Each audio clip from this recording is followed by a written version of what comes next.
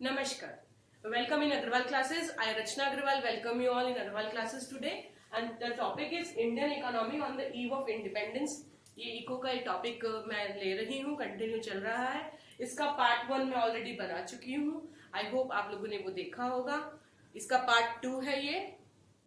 Like और subscribe जरूर करें मेरे वीडियो को.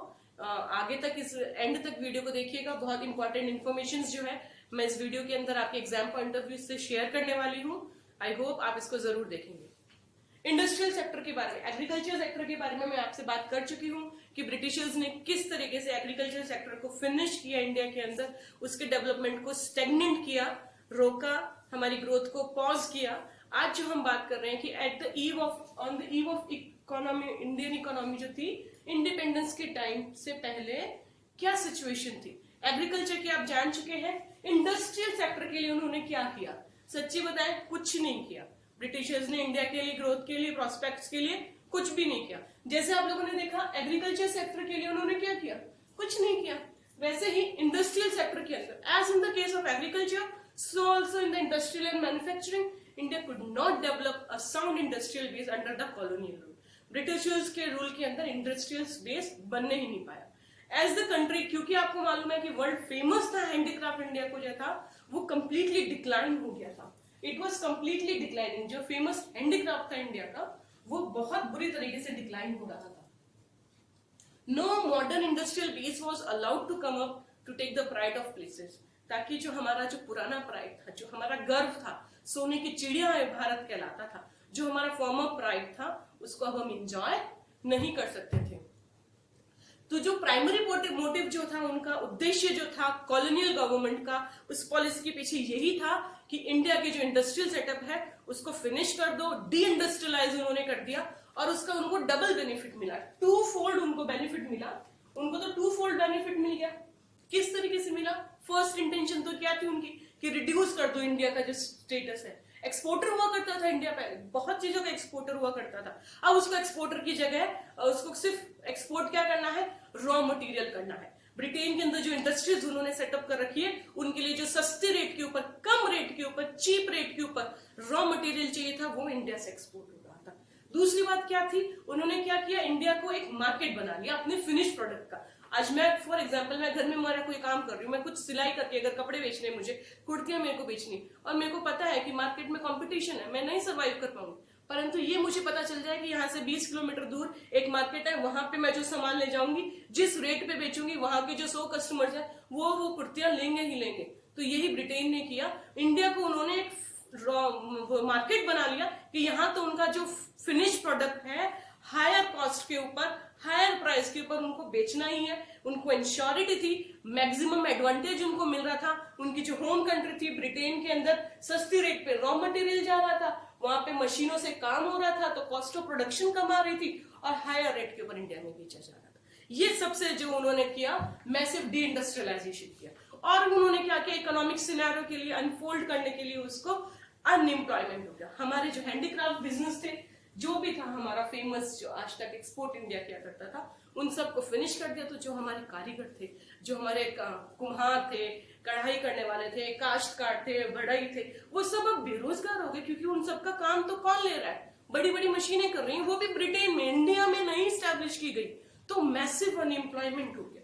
अनएम्प्लॉयमेंट जो था वो बहुत लार्ज स्केल के ऊपर हो गया, बढ़ता ही चला गया. और कंज्यूमर मार्केट इंडिया को बना दिया गया कि वहां पे बनाया हुआ सामान इंडिया के अंदर बेचा जा रहा है. अब बेरोजगार इंसान क्या करेगा? सस्ती लेबर में काम करने लग गया. जब भूखमरने की नौबत आएगी तो भारत के जो कारीगर थे, जिनका अपना बिजनेस सेटअप हुआ करता था, अपने हैंडीक्राफ्ट का सामान कभी एक्सपोर्ट किसी जमाने में हुआ करता था, अब वो क्या हो गए? बेरोजगार हो गए. तो वो लोग अब कम सस्ती दरों के ऊपर ब्रिटेन के लिए लेबर के रूप में भी काम करने लग गए. और सबसे बड़ी बात ये हुई कि 19th सेंचुरी तक हम लोग ये कह सकते हैं कि हाफ 19th सेंचुरी तक जो था इंडिया का जो प्रोग्रेस थी वो ना के बराबर थी. It was very very slow. Initially हम कह सकते हैं कि this development was confined to the setting of. उसके बाद में थोड़ा थोड़ा जैसे जैसे अवेयरनेस आई, तो कुछ एक मील्स सेटअप की गई, कुछ कॉटन की मील्स सेटअप हुई, कुछ जूट की मील्स सेटअप हुई, है ना, टेक्सटाइल मिल्स वगैरह कुछ एरियाज के अंदर सेटअप की गई, पर वो भी बहुत लिमिटेड और बहुत लिमिटेड एरियाज के अंदर. जैसे कि अगर मैं बात करती हूँ तो जो कॉटन या टेक्सटाइल की जो मिल्स थी जो इंडियंस की हुआ करती थी, वो कुछ एक जगह पे कुछ इंडियंस लोगों ने जो सेटअप की थी वो वेस्टर्न पार्ट ऑफ इंडिया में थी, जैसे कि महाराष्ट्र और गुजरात के अंदर। और जो जूट मिल्स है वो आज भी फेमस है, आप लोगों को मालूम है, वो डोमिनेटेड बाय फॉरेनर्स थी। वो कहा उन्होंने की स्टैब्लिश, बंगाल में उन्होंने स्टैब्लिश की। तो इस तरीके से हम देख सकते हैं कि बहुत ना के बराबर जो है उन्होंने इंडिया के अंदर डेवलपमेंट किया। और ये हम कह सकते हैं कि धीरे धीरे जब हम लोग 20th सेंचुरी के अंदर आने लगे और थोड़ा वर्ल्ड वॉर 1 और वर्ल्ड वॉर 2 जब हुआ तो उनको थोड़ा सा परेशानी होने लगा ब्रिटेन को, तो उसकी वजह से इंडिया में थोड़ा बहुत कुछ आपको देखने को प्रोग्रेस मिल सकता है। जैसे टिस्को कंपनी का जो था स्टैब्लिशमेंट हुआ था, Tata iron and steel company, ये एक नंबर का अच्छा क्वेश्चन बन जाता है, टिस्को का फुल फॉर्म भी। और टिस्को कब स्टैब्लिश हुआ था? 1907 में। और ये आप लोगों को मालूम है कि 207 के अंदर 2007 के अंदर 100 साल पूरे होने पे तो टाटा ने लखटकिया कार लॉन्च की थी। तो सबसे अच्छा तरीका याद करने का कि लखटकिया कब लॉन्च हुई? 2007 में। उसके 100 साल पहले डिस्को स्टैब्लिश हुई थी 1907 के। ठीक है। और भी कुछ छोटी बड़ी इंडस्ट्रीज जो थी वो सेटअप हुई थी, जैसे शुगर, चीनी मिलें हुई थी, सीमेंट हुई थी, पेपर वगैरह की हुई थी, कुछ और इंडस्ट्रीज भी सेटअप हुई थी। But my dear students, there were hardly any capital good industries जिनकी वजह से इंडस्ट्रियल डेवलपमेंट हो सकता था। कोई भी कैपिटल गुड की इंडस्ट्रीज उस वक्त डेवलप नहीं की जाती, क्योंकि अगर इंडिया में बड़ी बड़ी मशीनें, कैपिटल गुड्स का क्या मतलब होता है? ऐसी इंडस्ट्रीज जिनके अंदर मशीन बनती है, मशीनों के उपकरण बनते हैं, टूल्स बनते हैं, है ना। अगर वो भारत में बन जाती तो इंडिया का डेवलपमेंट नहीं हो जाता क्या? और ब्रिटिशर्स ऐसा चाहते ही नहीं थे, इसलिए कैपिटल गुड्स की इंडस्ट्रीज के लिए कोई इंडस्ट्रियलाइजेशन या कोई डेवलपमेंट उन्होंने नहीं किया। No substitute to the near wholesale displacement, traditional handicrafts के लिए कुछ उन्होंने स्पेस नहीं किया। और हम कह सकते हैं कि जो इंडिया की जीडीपी रेट थी धीरे धीरे धीरे वो कम होती जा रही थी, क्योंकि हम लोग सस्ती दरों पे एक्सपोर्ट कर रहे थे अपना रॉ मटेरियल और महंगे रेट के ऊपर उनका प्रोडक्ट ले रहे थे। तो ये हम कह सकते हैं another significant drawback of the new industrial sector was the very limited area of the operation of the public sector. This sector remained confined only to railways, power generation, communication parts and other departmental undertakings. तो जिस तरीके से आपने देखा agricultural sector के बारे में, industrial sector के बारे में, अब हम बात करेंगे फॉरेन ट्रेड के बारे में, क्योंकि इंडिया जो था एंशिएंट टाइम से ही बहुत एक इंपॉर्टेंट ट्रेडिंग नेशन रहा, बहुत अच्छा एक्सपोर्ट करता था। इंडिया जो था पहले ज्यादा आइटम्स एक्सपोर्ट करता था और लेस आइटम्स इंपोर्ट करता था, but because of the foreign trade या international trade policy of the Britain government in India आज तक हम उस पोजीशन में नहीं आ पाए हैं। हम आज भी उस कंडीशन से जूझ रहे हैं कि हमारे इंपोर्ट्स आज भी ज्यादा है, एक्सपोर्ट्स कम है। और उन्होंने क्या किया? और उन्होंने किया कि रेस्ट्रिक्टिव पॉलिसीज लगा दी कमोडिटीज के ऊपर। जो भी भारत का सामान एक्सपोर्ट होता था उसके ऊपर टैरिफ लगा दिया, टैक्स लगा दिया, तो उसका कॉस्ट या वैल्यू जो है, प्राइस जो है, इंक्रीज हो जाता है। तो बाहर के मार्केट में कोई भी बंदा अगर सामान खरीदेगा, कंज्यूमर, तो वो कंपैरेटिव स्टडी करेगा तो इंडिया की रेट के ऊपर, क्योंकि टैक्स और टैरिफ लगा हुआ है तो वो महंगा है और ब्रिटेन का बना हुआ सामान सस्ता है, तो सस्ता माल खरीदेगी दूसरा देश, भारत का सामान किस तरीके से खरीदेगी? तो उन्होंने एक अच्छी नीति अपने देश के भले के लिए लगाई कि भारतीय सामानों के ऊपर, कमोडिटीज के ऊपर पॉलिसीज बना दिया, टैरिफ लगा दिया, टैक्सेस लगा दिया, ताकि इंडिया का जो फॉरेन ट्रेड व्यवहार है वो चौपट हो जाए। And pursued by the colonial government adversely affected the structure, composition and volume of India foreign trade. जो इंडिया का फॉरेन ट्रेड का जो वॉल्यूम था उसकी ऐसे की तैसी हो गई, एकदम कमर टूट गई। तो कॉन्सिक्वेंटली इंडिया जो था धीरे धीरे अभी क्या कर रहा था? इंडिया में उन्होंने क्या पॉलिसी लगाई थी? जो हमारा प्राइमरी प्रोडक्ट्स होते थे, जो रॉ मटेरियल होते थे, है ना, उस सब का हम लोग एक्सपोर्ट कर रहे थे, क्योंकि वो रॉ मटेरियल के लिए लेके जा रहे थे। तो हम लोग जो प्राइमरी प्रोडक्ट थे उनके तो एक्सपोर्टर थे, सस्ती चीज के हम लोग एक्सपोर्टर थे, जैसे कि primary products like raw silk, cotton, wool, sugar, indigo, jute etcetera. तो बहुत उनको फायदा हो रहा था क्योंकि उनको सस्ते रेट पे मिल रहा था, एक्सपोर्ट कर रहा था इंडिया को। और फिर हम कह सकते हैं इंपोर्टर जो था, भारत जो था वो इंपोर्टर था, तो फिनिश गुड्स का था। धागा यहां से गया, सिल्क यहां से गया, सिल्क का शॉल बनके, स्वेट वुल की स्वेटर या कुछ बन करके भारत में आया फिनिश प्रोडक्ट, तो वो महंगी रेट के ऊपर आया। तो इंडिया की फॉरेन ट्रेड के अंदर ये प्रॉब्लम आ रहा था, उन्होंने जो पॉलिसीज बनाई। दूसरी बात ये कि कैपिटल गुड्स जो थे, वो मशीन वगैरह जो प्रोडक्शन हो रहा था वो तो फॉरेन कंट्रीज में हो रहा था, क्योंकि इंडिया में हो जाता तो इंडिया में कॉस्ट कम आ जाती, इंडिया का फॉरेन ट्रेड फिर से स्टैब्लिश हो जाता। पर वो ऐसा चाहते ही नहीं थे, तो जो कैपिटल गुड्स थे वो सब ब्रिटेन में ही बन रहे थे। तो for all practical purposes Britain maintained a monopoly control over the Indians export and import.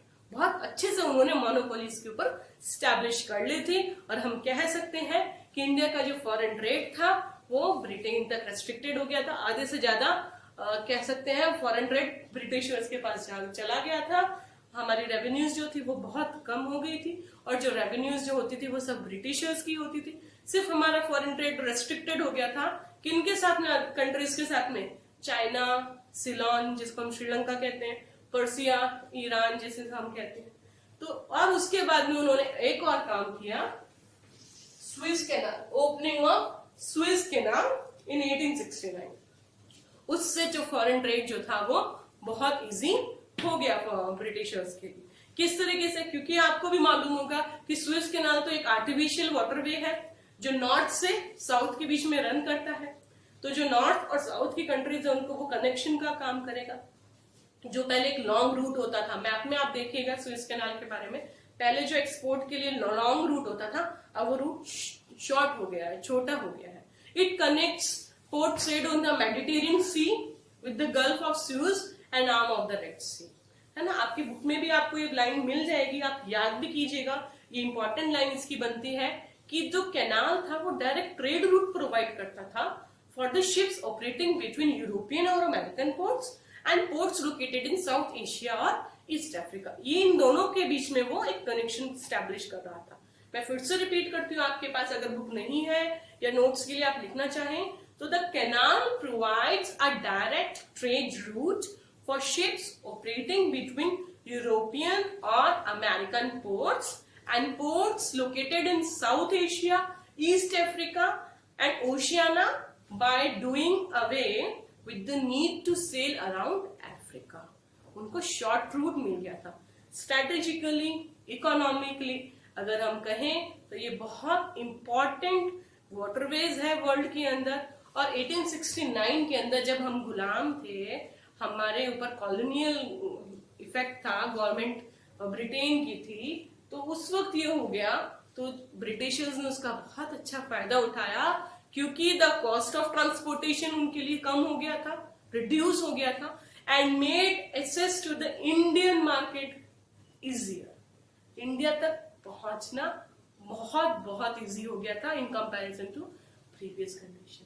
और अगर हम बात करते हैं कि इंडिया के फॉरेन ट्रेड की, तो जो लार्ज एक्सपोर्ट सरप्लस था, जिसकी इंडियन मार्केट के अंदर स्कैर्सिटी कर दी गई थी, है ना, वो अगर ब्रिटेन में यूज होने के बाद में, एक्सपोर्ट होने के बाद में अगर सरप्लस हो जाता था, तो इंडिया के अंदर उसकी ऑलरेडी स्कैर्सिटी थी, तो वो हायर रेट पे बिकता था। जैसे एसेंशियल कमोडिटीज की हम बात करते हैं, फूड ग्रेन्स, क्लोथ्स, कैरोसिन, ये सब स्कैर्सली अवेलेबल थे इंडियन मार्केट में, वो हम एक्सपोर्ट करते थे हायर रेट के ऊपर। तो हम कह सकते हैं कि उन्होंने बहुत अच्छे तरीके से इंडियन इकोनॉमी की फॉरेन ट्रेड को फिनिश किया। और जो एक्सपोर्ट सरप्लस था उसके अंदर किसी भी तरीके से आउटफ्लो ही था गोल्ड और सिल्वर का, इनफ्लो तो नहीं था। रेदर देन कैसे होता, उनके खर्चे कितने थे, उनके जो खर्चे थे वो भारत के गोल्ड और सिल्वर और रेवेन्यू से ही तो मैच करते थे अपने ऑफिस के वॉर के एक्सपेंसेस को। तो ब्रिटिशर्स जो थे वो ही करते थे। और आइटम्स जो थे भारत से जिस तरीके से एक्सपोर्ट और इंपोर्ट की जो उन्होंने पॉलिसी बनाई, उससे हम कह सकते हैं कि ड्रेन ऑफ द, उससे जो पॉलिसी बनी उसके लिए एक फ्रेज हम यूज कर सकते हैं, उससे हुआ drain of the Indian wealth.